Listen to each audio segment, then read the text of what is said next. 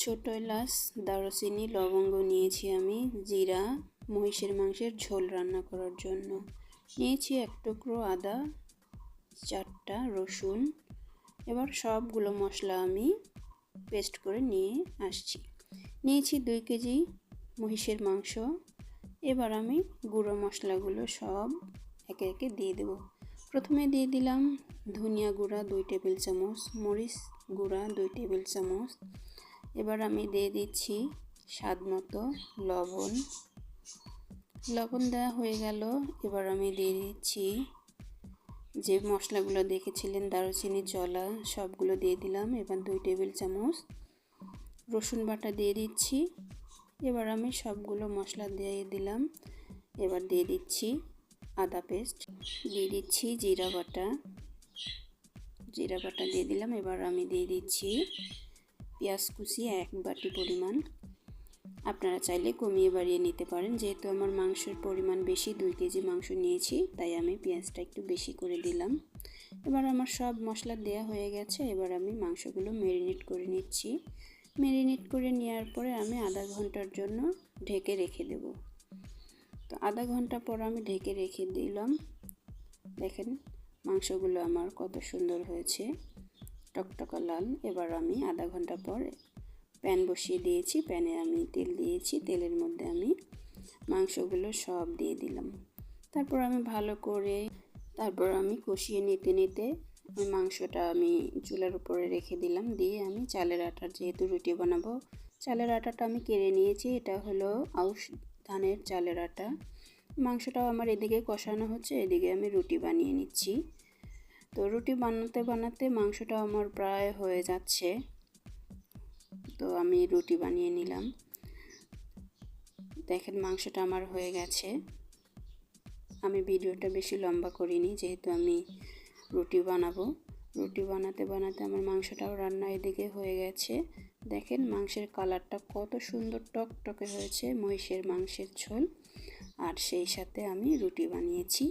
দেখেন এটা হচ্ছে আমার চালের আটার রুটি। রুটিটাও কত সুন্দর হয়েছে। তো আপনারা অনেকেই চালের আটার রুটি বানাতে পারেন না। দেখেন আমার রুটিগুলো কত সুন্দর হয়েছে। এই মহিষের মাংসের ঝোল আর সেই সাথে আমার চালের আটার রুটি। তো আপনাদের কেমন লাগলো আমাকে জানাবেন। তো হয়ে গেল আমার মহিষের মাংসের ঝোল, সেই সাথে চালের রুটি। খুবই মজাদার খেতে হয়। আপনারাও বাসায় বানিয়ে খাবেন।